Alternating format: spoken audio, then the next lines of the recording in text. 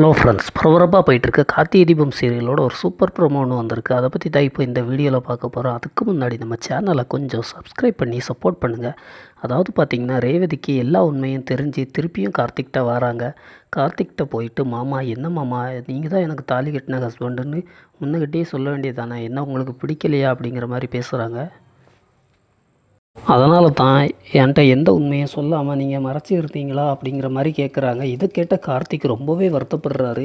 நம்ம அவன் மேலே உயிரே வச்சுருக்கோம், ஆனால் இவன் இப்படி நினச்சிட்டாலே அப்படின்னு சொல்லிட்டு, நான் அவன் மட்டும் கழுத்தில் கட்டின தாலியை கூட என் பையிலே பத்திரமா வச்சுருக்கேன், எப்போமாவது அதை திரும்ப கட்ட வாய்ப்பு கிடைக்குங்கிற நம்பிக்கையில் தான் அப்படிங்கிற மாதிரி சொல்லிக்கிட்டு அந்த தாலியை எடுத்து காமிக்கிறாரு கார்த்திக். இதை பார்த்த ரேவதி ரொம்பவே சந்தோஷப்படுறாங்க. நம்ம ஹஸ்பண்ட் நம்ம மேலே எவ்வளோ பாசம் வச்சுருக்குறாங்க, அப்போ நம்ம அம்மாவும் சித்தியும் தான் சதி பண்ணி நம்மளை பிரிச்சுட்டாங்க அப்படிங்கிறத உணர்றாங்க ரேவதி.